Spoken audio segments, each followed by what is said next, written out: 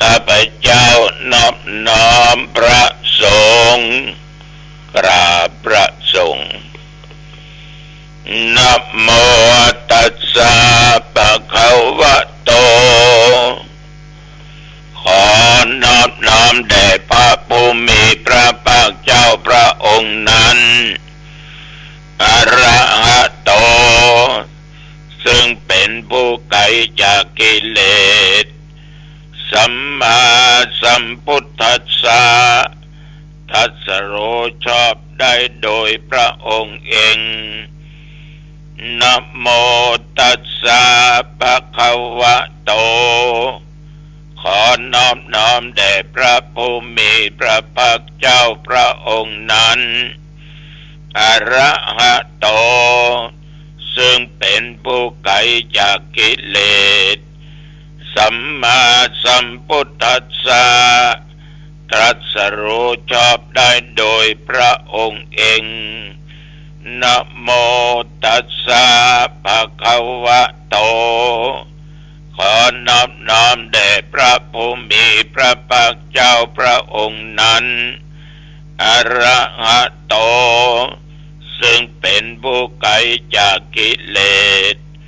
สัมมาสัมพุทธัสสะตรัสรู้ชอบได้โดยพระองค์เองพุทธังสรณังคัจฉามิธัมมังสรณังคัจฉามิสังฆังสรณังคัจฉามิตุติยัมปิพุทธังสรณังคัจฉามิตุติยัมปิธัมมังสรณังคัจฉามิตุติยัมปิสังฆังสรณังคัจฉามิตติยัมปิพุทธังสรณังคัจฉามิตติยัมปิธัมมังสรณังคัจฉามิตติยัมปิสังฆังสรณังคัจฉามิยะโตหังปะเกเนอะเลยายาชาติยาชาโตนาเปชานาเมสันเจจาปานังชีวิตาวโรเปตาเตนะสัจเจนะโสติเตโหตุโสติขัพพัสสะโพชังโคสัตติสังฆาโตธัมมานังวิจโยตถาวิริยัมปิติปัสสติโพชังคาจะตถาปะเรสัมมาทุเปกขะโพชังคาสัตเตเตสัพพัทธัสสินามุนินาสัมมาทัคคาตาภาวิตาภาหุลิกตาสังวัตตันติอาปิญญายะนิพพานายะจะโพธิยาเอเตนะสัจจวัชเชนะโสติเตโหตุสัพพทาเอกัสสมิงสัมมาเยนะโทโมขันลานัญญากัสสะปังคิลาเนทุกิเตติสวาโพชังเกสัตตะเทสาญิเตจะตังอาภินันติตวาโรคามุตกิงสุตังคะเนเอเตนะสัจจวัชเชนะโสติเตโหตุสัพพทาเอกทาธัมมราชาปิเกลัญเยนะปิปิริโตจุนตเตเลนะตัญญ เยวะภะนาเปตวานะสาทะรังสัมโมติตวาจะอาภาธาตัมหาพุทธาสิทานะโสเอเตนะสัจจวัชเชนะโสติเตโหตุสัพพทาปะหินาเตจะอาภาธาตินันนัมปิมะเหสินังมัคคังหัตถกิเลสาวะปัตตานุปติธัมมะตังเอเตนะสัจจวัชเชนะโสติเตโหตุสัพพทาภวตุสัพพมังคะลังรักขันตุสัพพเทวตาสัพพพุทธานุภาเวนะสัทธาโสติภวันตุเตภวตุสัพพมังคะลังรักขันตุสัพพเทวตาสัพพธัมมานุภาเวนะสัทธาโสติภวันตุเตภวตุสัพพมังคะลังรักขันตุสัพพเทวตาสัพพสังฆานุภาเวนะสัทธาโสติภวันตุเตขอถวายพระพร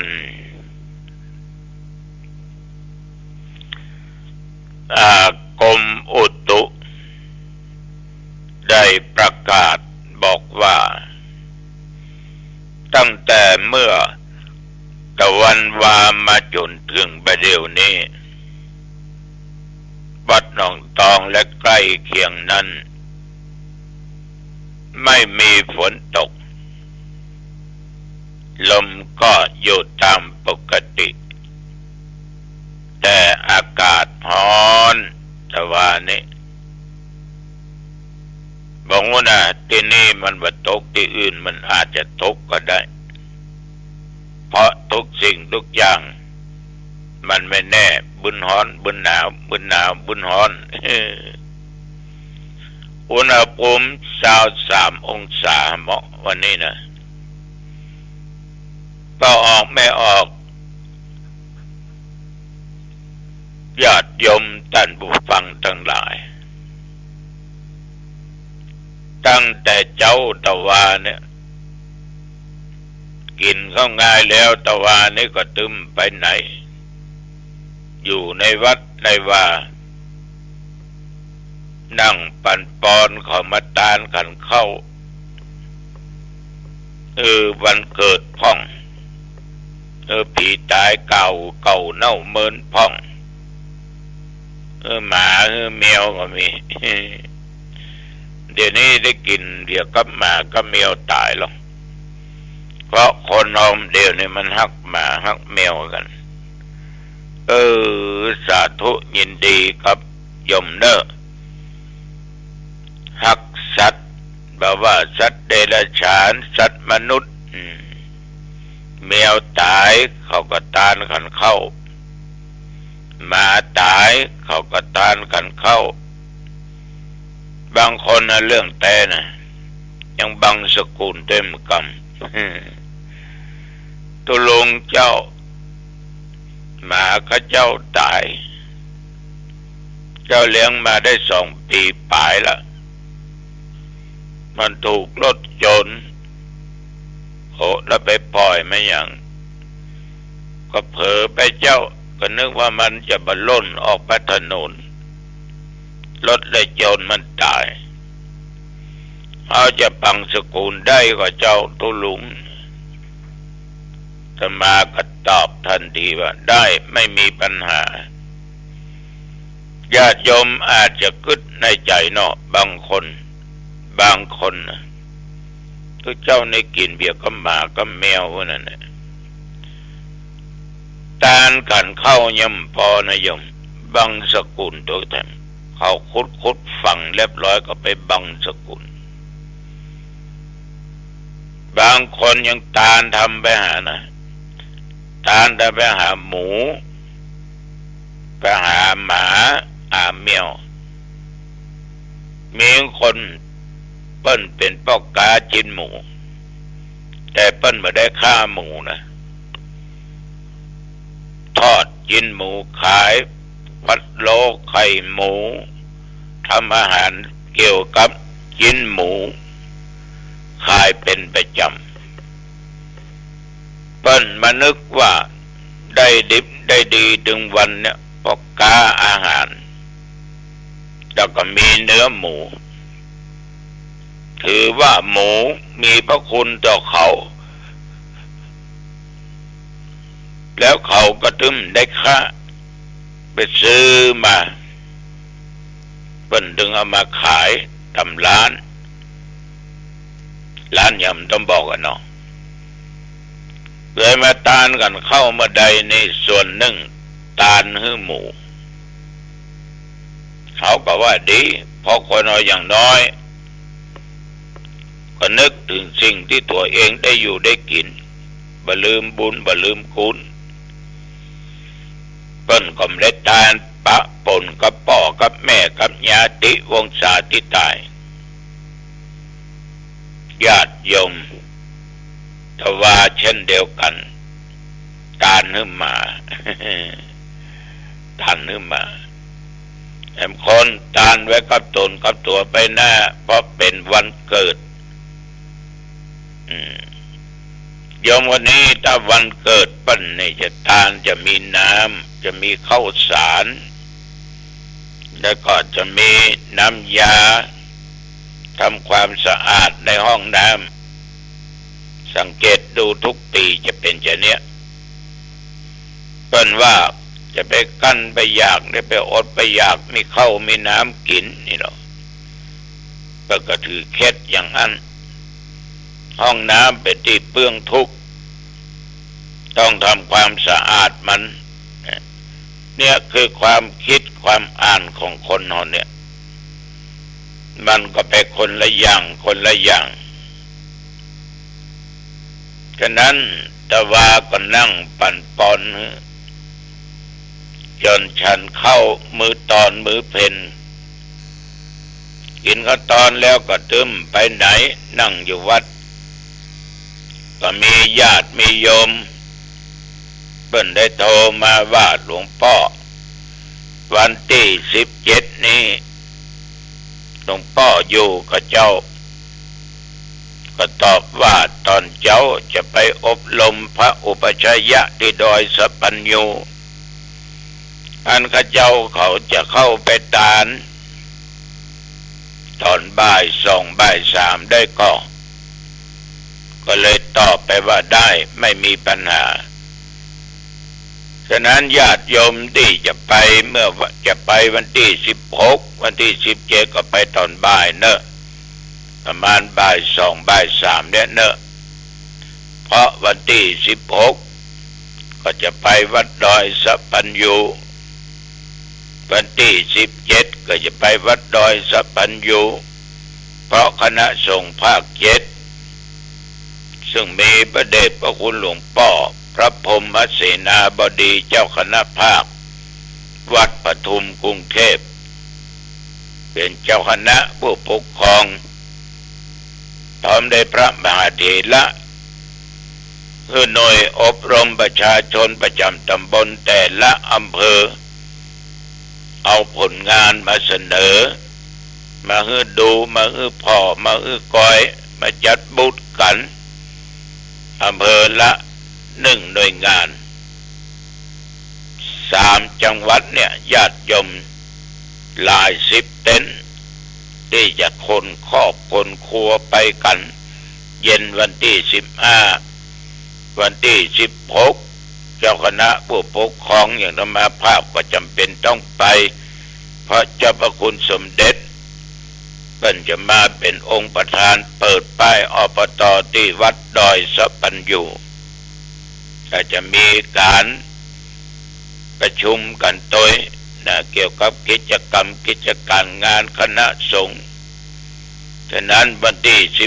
16ก็ประมาณบ่าย2นี้จะมาละวันที่17ประมาณบ่าย2ก็จะมาญาติโยมที่จะมากินมาทานมาพบมาปะมามาจ่าเนี่ยก็เจริญพรได้เนอก็มาแจ้งมาละ2 ลาย 3 ลายวันที่16 17ถ้าเอานัดกันไว้เนี่ยมันดีถ้าไม่ได้นัดเนี่ยมันจังมาแบบพระกันเนาะ ฉะนั้นแปลว่าตอนกลางวันกลางคืนก็อยู่วัดอยู่วัดอย่างใดก็ตามบ่ออกไม่ออกก็ต้องขออนุโมทนาขอบใจเนอที่ติดตามฟังรายการนี้มาด้วยดีตลอดแต่ว่านี่ก็เช่นเดียวกันที่เพิ่นมาตานกันเข้าเพิ่นก็ได้ถามถึงเรื่องศาสนพิธีหรือพิธีต่างๆที่มีงานมีการขึ้นเกี่ยวกับเรื่องการกินการทานก็เรื่องศาสนพิธีนะญาติโยมมันเป็นแบบเป็นอย่างเป็นพิธีกรรมเป็นแบบแผนที่เราได้นำมาปฏิบัติในศาสนาประการสำคัญศาสนาพุทธเราบางศาสนาเปิ้นก็มีในโลกเนี้ยมีพิธีปฏิบัติเป็นการเฉพาะตนสำหรับหมู่เฮาชาวพุทธท่านทั้งหลายเอาก็มีข้อการปฏิบัติพิธีกรรมทางศาสนามาตั้งนมตั้งนานมาหมื่นละตั้งแต่สมัยพุทธกาลแล้วเนาะในฐานะที่เราเป็นชาวพุทธนะก็ควรที่จะต้องศึกษาที่ควรหูควรเข้าใจให้ถูกต้องเพื่อที่เราจะได้ปฏิบัติได้ถูกตามหลักการและระเบียบแบบแผนที่ท่านผู้หูบ่ได้วางไว้มันเกิดขึ้นนั้นศาสนพิธีเกิดขึ้นภายหลังศาสนาก็คือมันบัญญัติกันขึ้นมีกฎกันขึ้นโดยพระบรมศาสดาพ่องสาวกพ่องหรือท่านผู้หูเรื่องนั้นพ่องทำไมถึงมีอย่างนี้บัญญัติก็อย่างนี้ก็เพื่อเป็นแนวในการปฏิบัติเพื่อเป็นระเบียบเรียบร้อยและเป็นแบบเป็นแผนที่ดีที่งามฉะนั้นญาติโยมศาสนพิธีเนี่ยจึงเป็นส่วนประกอบที่สำคัญของพระพุทธศาสนาประการหนึ่งท่านทั้งหลายจะสังเกตได้นะหลังจากที่พระพุทธเจ้าตรัสรู้พระพุทธองค์นะมีตอนหนึ่งเนาะเพื่อก็ส่งสาวกออกไปประกาศไปเผยแผ่ศาสนธรรมในที่ต่างๆพระพุทธองค์ก็ทรงทรงวางหลักการสำคัญเพื่อให้พระสาวกได้ยึดถือเป็นหลักปฏิบัติในการประกาศพระพุทธศาสนาหลักการดังกล่าวเรียกว่าโอวาทปาติโมกข์ก็หมายถึงคำสอนสำหรับยึดถือเป็นหลักเนาะเป็นหลักปฏิบัติเป็นแนวเดียวกันจัดเป็นหลักการใหญ่หรือเป็นหัวใจของพระพุทธศาสนาก็ถือว่าเป็นตัวศาสนาบ่ออกไม่ออกพระสงฆ์ทั้งหลายออกไปประกาศนั่นน่ะก็ยึดหลักในโอวาทปาติโมกข์ สัพพพาปัสสะอาการนังกุศลสูปสัพพทาเนี่ยเป็นต้นสอนให้ละความชั่วทางกายวาจาใจสอนให้กระทำความดีทำบุญกุศลเนี่ยทางกายวาจาใจสอนให้ชำระจิตใจนั่นน่ะให้ใสสะอาดบริสุทธิ์ปราศจากซึ่งกิเลสความโลภความโกรธและความหลงเนี่ยเพิ่นวางแบบวางแผนไว้ก็ได้ส่งตุเจ้าทั้งหลายออกไปประกาศพระพุทธศาสนาถ้าหากว่าบ่มีแบบบ่มีแผนมีหลักเกณฑ์เนี่ยหมู่เฮาก็คงจะรู้ว่าทำอย่างใดบุญเกิดจากอันอย่างบาปเกิดจากอันอย่างคำว่าจิตใจมันเศร้าหมองมัวหมองเนี่ยมันเกิดจากอันอย่างมันเกิดจากตัวกิเลสรู้เนี่ยฉะนั้นพระพุทธเจ้าเป็นได้สั่งแล้วก็ได้วางแผนไว้เป็นระเบียบไว้ญาติโยมท่านผู้ฟังทั้งหลายศาสนพิธีนั่นน่ะคือพิธีกรรมต่างๆแต่ละศาสนาเพิ่นก็มีฉะนั้นทางพุทธศาสนาเขาก็มีศาสนพิธีตั้งแต่สมัยครั้งพุทธกาลมาสาวกกาท่านผู้รู้ทั้งหลายมาเสริมมาแต่งมาวางแผนไว้อีกเขาก็ได้ปฏิบัติกันมาเหมือนญาติโยมทานกันเข้าหาปีตายทานกันเข้าไว้กับตนกับตัวไปหน้าทำทานกันเข้าวันเกิดมันก็ทำกันมาเพราะมันเป็นแบบที่ดีอย่างที่ดีฉะนั้นศรัทธาสาธุชนอันนี้พระเจ้าก็ขอฝากไว้เนอะฝากไว้เนอะอย่าไปลืมเนอะวันที่22 23ที่วัดบ้านอ้อยตำหนักธรรมนิมิตรวันจัดงานวันที่22บ่ายโมงบ่าย2โมงเมื่อวันทำทักษิณาทานหักแก่ผีตายเก่าน้ำเมินวันที่23ตอนเจ้าสืบบุราจตายกชัดเนาะไว้บนหลังคาวิหารของบ้านอ้อยวัดตำหนักธรรมนิมิตรเดือนนี้เช่นเดียวกันวันที่20 ถึง 24งานพระราชทานเพลิงศพหลวงปู่ครูบาเจ้าอินตาอดีตเจ้าวาดวัดสลาอดีตที่ปรึกษาเจ้าคณะตำบลน้ำแพอันที่สาวนั้นประจาราธนาสรีระร่างกายขึ้นนอนบนปราสาทนกอัศดีลิงตั้งแต่วันนั้นไปเมื่อวันก่อนนิมนต์ตุเจ้ามาสวดพุทธมนต์เมื่อคืนก็เทศก็สวดกุวันจนถึงวันที่24ทำบุญเรียบร้อยบ่าย2 โมงป่ายจะลากปราสาทนกอัศดีลิงไป